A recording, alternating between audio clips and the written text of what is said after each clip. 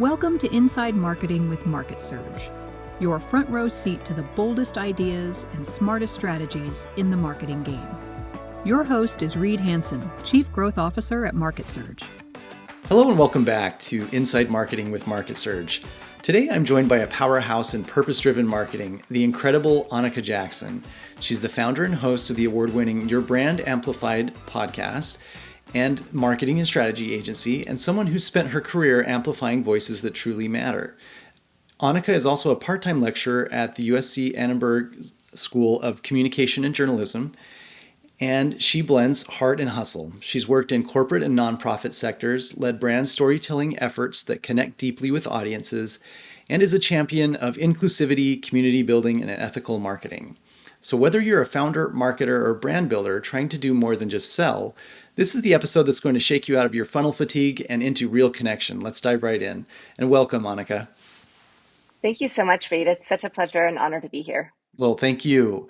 So Anika, you have had, a very interesting career arc. You've worked in corporate and in nonprofit, and even a stint as a stay-at-home mom. Tell me, what got you here to where you are now? You're still wearing many hats and doing a lot of different, very interesting things. But how did you get to where you are today?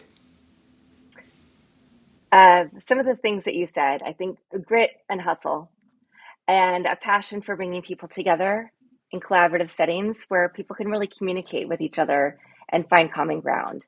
The way that started was actually on the dance floor. So I grew up in Kansas, and at the age of 17 in high school, started being asked to promote DJs in Kansas City. And I lived in a very small town called Tecumseh, Kansas, but we'd go to Kansas City every weekend because it was the only place with anything to do. So I started out promoting DJs and clubs and coming up with theme nights. And then I put out a newsletter, and it was a zine back in the days, way before the internet, where we would, take pages, print them out, make a master copy, print them out, and then distribute them. Because I always wanted to bring people together who didn't know each other, but still had some kind of bond. That parlayed into a move to Chicago to work for KBA Marketing and also be a club promoter, which parlayed a move to Los Angeles. And I started working in the magazine world. And that was where I was able to take this really organic skill set and build upon it and get into the world of marketing, figuring out how to sell to advertisers, how to make experiential events and promotions that would take advertisers and our subscriber base and put them together in a meaningful way that made everybody happy. That took me to San Francisco, where I launched a dance music magazine in the year 2000 called Revolution. It came with a CD. I had to go on to the very early days of music chat rooms and find people to promote the magazine, because that was the only way to find people. And so there's this through line of always finding ways to use technology without even knowing it to find the right people at the right time to parlay a message, whether that is marketing, whether it was in magazines, experiential events, or public relations for clients. And that took me, on a much longer journey. I launched official Xbox magazine when Xbox first came out, so I'm aging myself. Then I moved into entrepreneurship. But the issue was that my now ex-husband, but really great co-parent at this time, right? He traveled a lot for work. So even though I had my own company, I was expected to be at a lot of events. So I ended up deciding, put my career on the back burner, be a stay-at-home mom, and did that for many, many years until we got divorced. And then I had to go back into the world of work and started working in nonprofits, which I'd already been doing as a volunteer, hosting galas, chairing events, starting nonprofits in the Houston area, raising millions of dollars for organizations. And then I turned that into an actual job for a local organization. And then entrepreneurship always, kind of pulled me back in. So since then, my journey has been a mix of both. And in 2019, we moved back to the Los Angeles area. And that is when I had to go, okay, I'm back, but I haven't worked in LA for a long time. I have to kind of prove myself and figure out what's my what next. And it took about 6 months of pounding the pavement, trying to find a job, leaving a business back in Houston that didn't really last long after I left, because it's hard when you have a store and you have a Yeah. club and you have all these things happening. So that's when I started freelancing in PR, and then really quickly started getting so many referral clients that I started an agency right before the pandemic. And that parlayed me into today, where I'm not doing PR, but I am hyper focused on this intersection of, I mean, I guess podcasting is a little bit of journalism, a little bit of PR, right? Sure. Of artificial intelligence, podcasting, and teaching. And that could be university level. I've also helped create curriculum for um, fifth through 12th graders. Hmm. But I'm really looking at, how do we teach the world, whether the world of business, the world of people who need to be upskilled or get certifications, or teachers, right? How to effectively use artificial intelligence in the classroom, not just to use an LLM to write an essay or ask prompts, but to actually create and have that critical thinking component. And that's really the work that I've been moving into lately.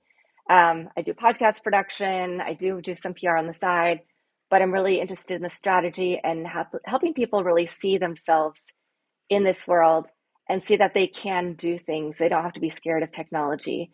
I just got back from the AI4 Yeah. conference, as I was telling you, which Yeah. was really fascinating. So at this point, I've created my own agents for my podcast, which now is turning into a product because other people want to use it. I have a podcast production agency because since I've been able to find success and I built my podcast slowly over time, tried out a lot of methods, I now know how to help people get there a little faster and how to have consistent and rewarding podcast experiences that will get them what they want out of the experience. And then I really love teaching, and I love digging into AI and figuring out new ways to use it.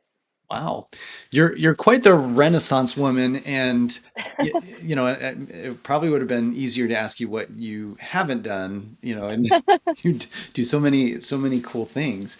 And I actually wasn't aware of the music and club promotion in your background. That's super cool, and I that must have been a really fun industry to work in, but probably harder to. Uh, I imagine that's probably a lot of nights and weekends. A lot of nights, a lot of weekends, a lot of late nights, hard to do much else, and not a lot of money. Mm, I mean, mm, the turning point was living in Chicago. I had several job offers to become marketing director at the age of 23 for a group of bars and lounges in Chicago, work at KBA Marketing full time, and that's Kevin Berg and Associates. I did promotions for Audi, Smirnoff, mm. Camel, and other brands. I didn't smoke. I still, never smoked, but um, that was what people that we. That was when you could smoke cigarettes in bars, so it was a big area of Ah, right. promotion. Okay. Uh, yeah, so I could do that. There were a few other options, but I looked at my bank and I said, I made $16,000 Oh, this year. okay. That's not enough to live on. Yeah. You're surviving, not thriving. You're barely surviving. So that's when I decided to come out to Los Angeles. My sister was here, and try something different and actually find a career path. Yeah. Yeah, and it sounds like you're sitting at the intersection of a lot of key trends. You do a lot with podcasting. You have embraced a lot of marketing technologies.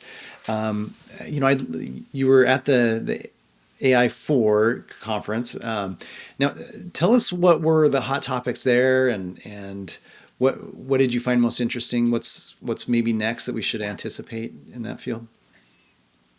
What was really interesting was, unlike the year before, the big topic was education, Hmm.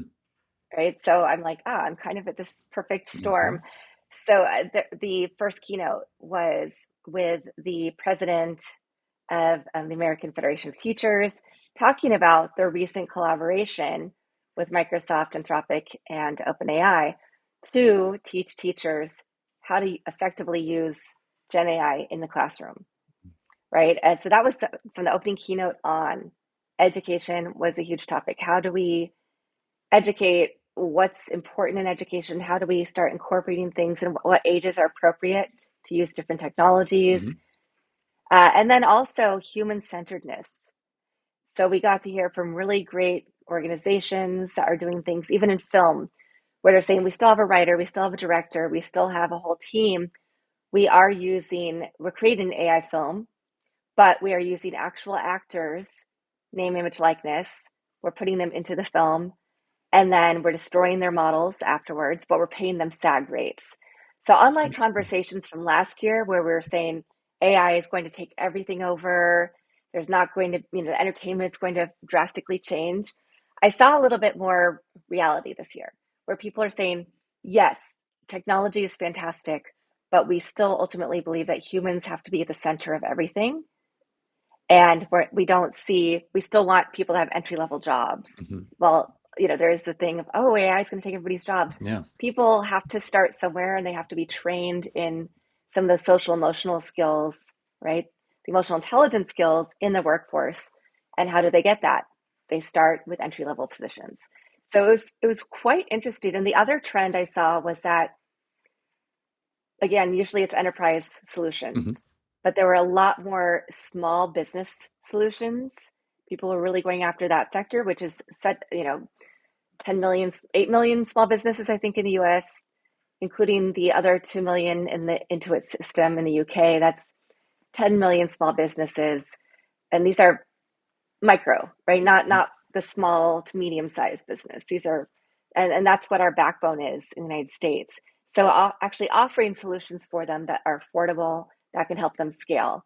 And also a lot more diverse founders. So a lot of Black founders were there in technology.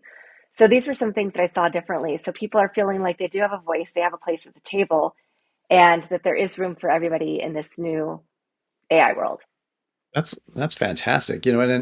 Um, there's so many questions around AI and ethics and you've highlighted one around protecting people and their livelihoods, and which I think is a value we should really embrace, and having diversity represented in these technology companies.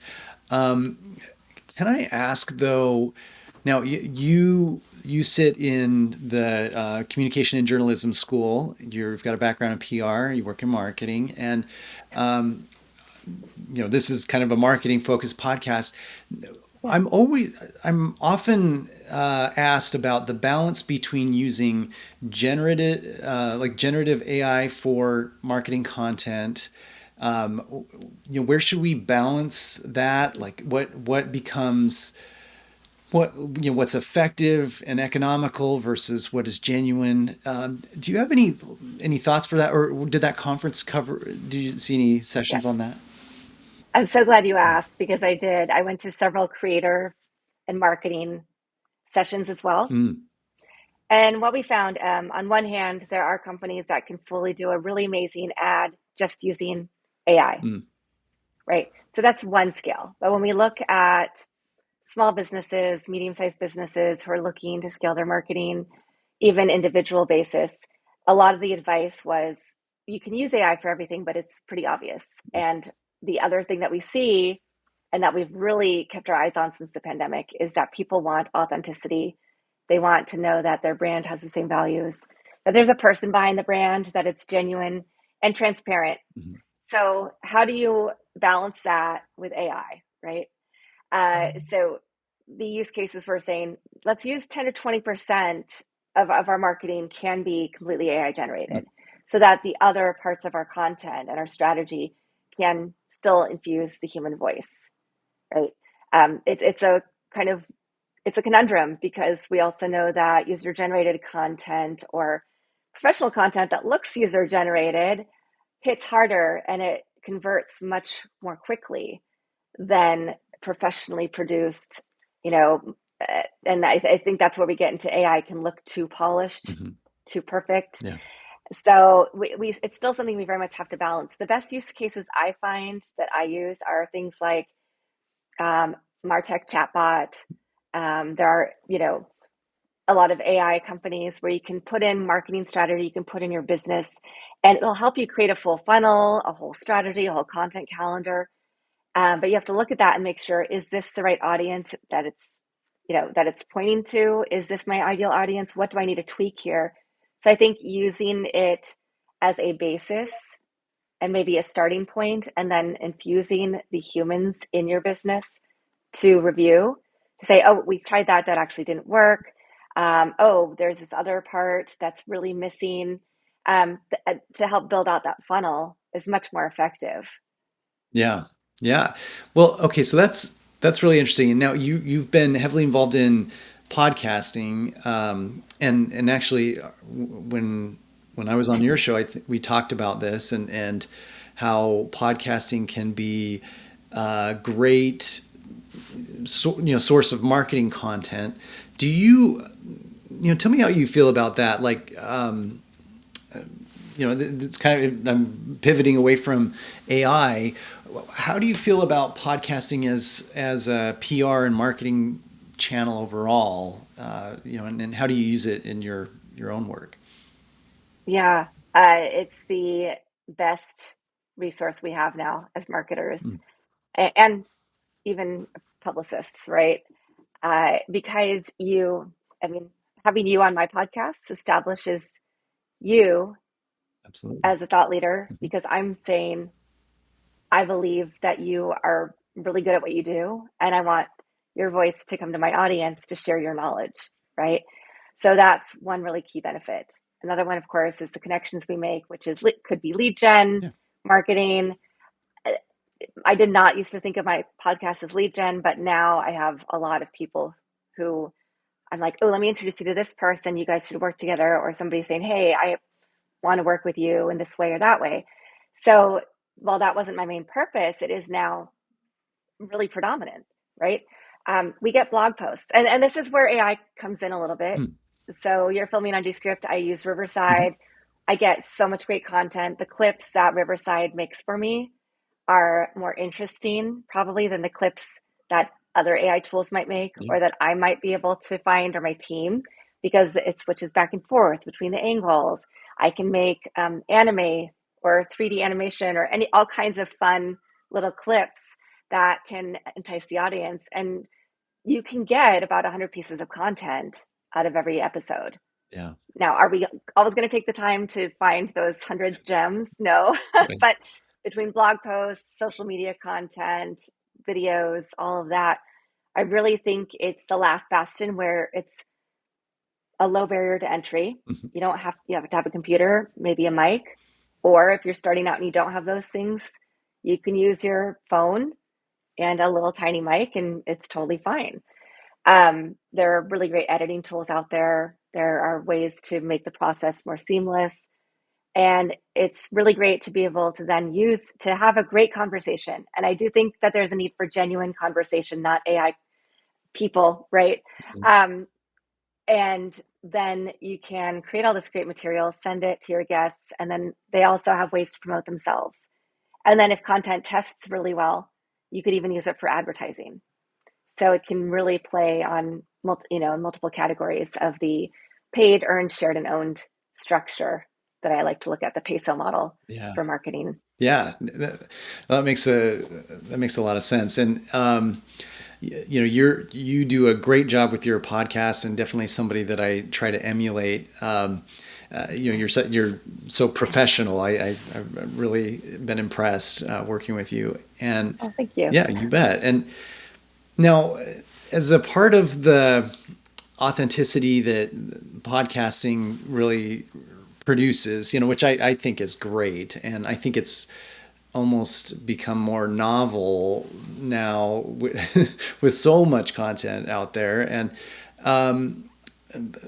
but I know that you're really big on storytelling as a part of brand building, and podcasting is a great venue to have like long form content, tell a long story. How do you think brands can tell their story? What are the best platforms for that, or best techniques to kind of structure their brand story. Love to hear a little bit about that framework or process. That's that it really depends on the audience and the stakeholders are trying to engage, right? So if you are trying to find investors Mm. or you're trying to exit, there are definitely publications and websites and perhaps LinkedIn that you'd want to use for that part of your audience, right? If you have an e-commerce brand or something, then you're going to look at what age demographics are you engaging with, and do you want to advertise via Google Shopping, or do you just really want to lean into Pinterest? Because that's actually a really, really great place, Mm. even for podcasters. Interesting. I get a lot of interest engagement on Pinterest, which I never would have thought, or TikTok, of course, Mhm. or Instagram. There's so many different platforms. You really have to tailor your message. And then I think the biggest thing right now is search, right? Making sure that your website is really set up well for long tail keywords, Mhm. because as people move to search, they're still searching on YouTube, on TikTok, yes, on Google, but a lot of search is moving to LLMs as well. Yeah. So you want to make sure that you're really well set up. And actually, what's funny is we were having a conversation about this before, and the whole thing is, in the words of my friend Jason at Calicube, your brand is what Google and your favorite LLM say it is. Oh. So what you just shared with me, like, oh yeah, some of that's outdated, which means I have a URL with just my name, because he encourages everybody to have that, Okay. so that when people are looking up information, that they see who you are separate from your brand, Ah. because then all of that's going to be picked up the most, because it's your own website, your own domain authority, right? And so that's for personal brands. For business brands, you still want to make sure that you are showing up in the right places, that you're using the right words on your website, because that is where SEO still is really highly relevant and important. But you're also showing up in Quora, in Reddit. You're doing Google Trends and searching for what words come after you type in first two words of a query, what comes next. There's so many websites that you can use to find out what people are really searching for, and making sure that you're tailoring to those specific needs. Yeah, that's great. Did Just out of curiosity, at AI4, did they touch on this in particular, the difference in SEO between the Google search and AI No. results? Okay, interesting. Yeah, Okay. yeah, no, that was actually things I've talked to other people Mhm. about and researched, and other AI conferences. Yeah. So, Yeah. No, but yeah. feel like it's like a moving target, and so I keep Oh, bringing it up because I am curious for any scraps of yeah, data I can get. Um, yeah, so when we're talking about the messaging that a company puts out there, there's a lot of a lot of things happening in the news that are sometimes fraught or controversial. I think some have seen maybe some positives, but it does seem like there's a whole lot of negatives in jumping into in certain conversations, like politics or international affairs or things like that. But yeah. what do you have a guideline for brands that want to stay relevant but also want to avoid repercussions, and knowing their audience the best way they can? I think we've seen a lot of companies fail at this, right? Yeah. Thinking about Target, went heavily into Right. DE&I, completely backtracked, Right. lost a lot of their audience, found a new audience, Hmm.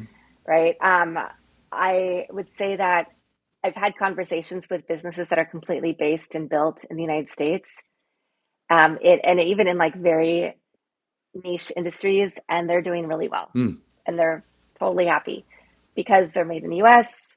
They do, you know, they can compete at a higher level now, because their product doesn't have to compete perhaps against a lot of brands that come in from China Hmm. because of the tariffs.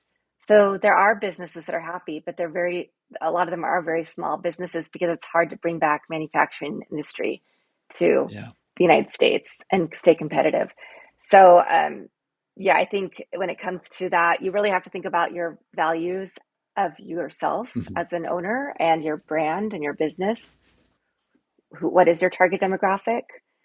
Um, are you finding, that there's a lot of alignment with your audience values and your values? Or are you just a commodity that people are buying and they're going to keep buying it no matter what? Right.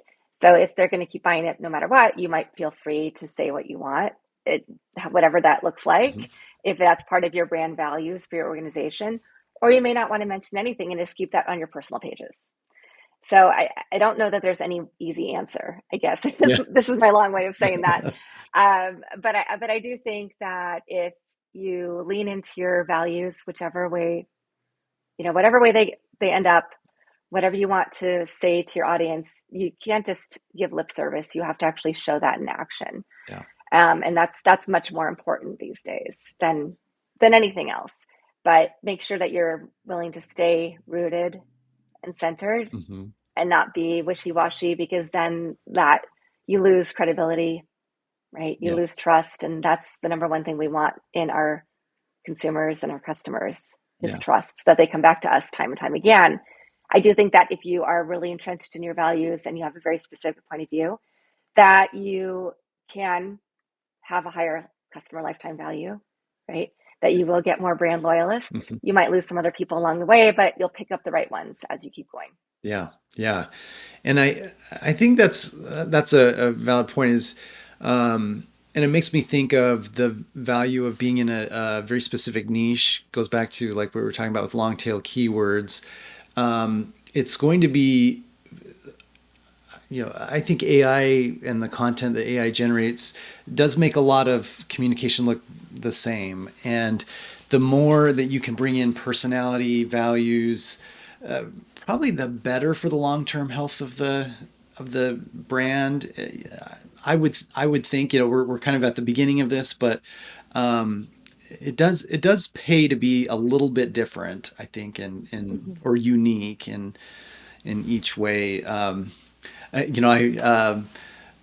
this is kind of just an aside, but every time we think about PR or brand messaging, I think about the astronomer CEO recently who was Oh caught in yeah. public, and I was just thinking like, that was a very genuine moment, but obviously not something that he wanted out there or she wanted out there, and and an interesting case study, like the next thing that astronomer did was they put out a commercial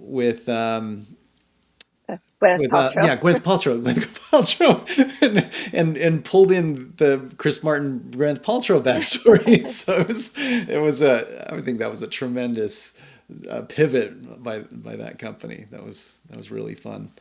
Um, Yeah, yeah, that 100%. And that was about having, right, because a lot of, I think today is about being able to be agile and nimble and make sure you have the right people in the room who can quickly approve something hmm and who can look at it from all lenses, to make sure it's going to be what they wanted, right? Lighthearted, evocative, trying to bring it back to the brand, while the nod to culture, Right, right? So a little bit of everything, but it was clever, and I'm sure they got a lot of traffic, and a lot more people looked to say, "Oh, what do they do? right. Is this something that would be valuable for my organization?" Right, right.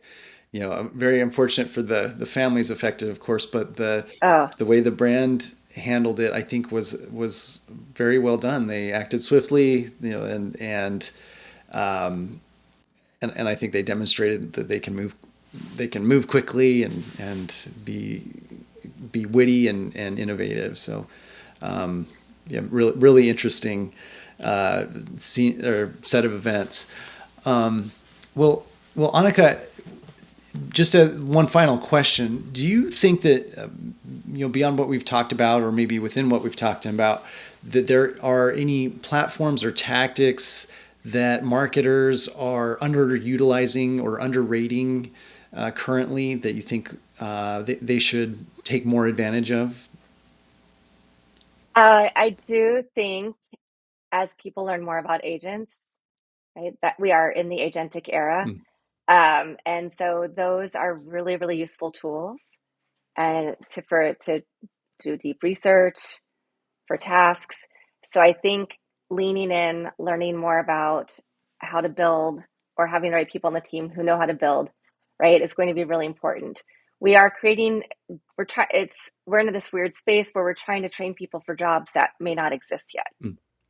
So, but we are seeing some of them come up, like translator, right? So the person who can translate between the C-suite and what they want, so that you have enough business knowledge and you also have enough code speak to speak to engineers, Mm-hmm. and people are actually going to be creating these tools.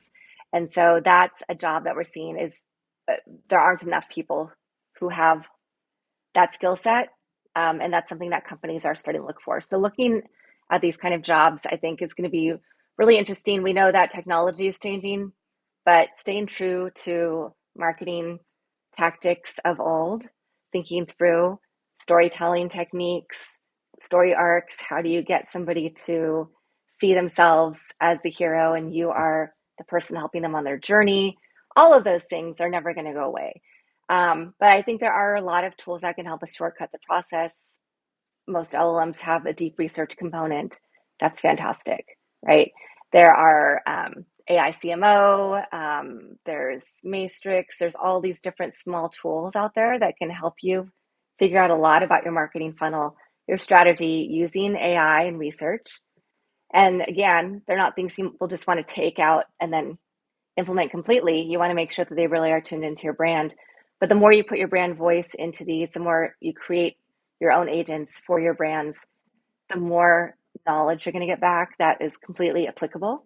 And that gives us more time to do the other things in our businesses that we need to be doing, communicating with people more effectively, having meetings to brainstorm about new processes, new, products or upgrading products or whatever the case may be, depending on the business. Mm-hmm. But I do think that this is something people just need to start getting into. Yeah. And that's going to help a lot. Well, thank you. Yeah, and I completely endorse that. I've gotten a lot out of the agents that I have, and well, Anika, you have a wonderful podcast, Your Brand Amplified. It's only one of your podcasts. I know you have others, but where are the venues that people can find you if they'd like to hear more from you or work with you? Where would you direct them to? My LinkedIn is a great source of truth. You can click to subscribe to my LinkedIn newsletter where I talk about, AI, but also with human-centeredness. You can schedule a meeting with me through my LinkedIn on my featured profile. You can even speak to my Delphi clone and have a conversation with her either via chat or via, you can call her, you can text her. I haven't done the video component yet because that's all I need right now is those two components, but she has over 4 million word knowledge base that's from me, from classes and workshops I've taught, interviews I've done, my podcast, all of that. So she's a great place to start if you're on the journey for podcasting. You want to learn about branding, building your brand, marketing strategy, public relations. Start there, and then you can schedule a meeting with me. If you want to learn more, I'm always happy to talk to people, do a free strategy session. This world is always changing, and I'm always trying to keep up on what's new. So I'd love to share that knowledge. Well, thank you so much. And it's been a pleasure to have you here on the podcast. And I've really enjoyed our conversations today and in the past. I hope we can have more. Absolutely. Thank you so much, Reed. Want to stay ahead of what's actually working in marketing right now? Head over to MarketSurge.io and see how we're helping businesses grow smarter, faster, and louder. That's MarketSurge.io. Because your next breakthrough shouldn't be a guess.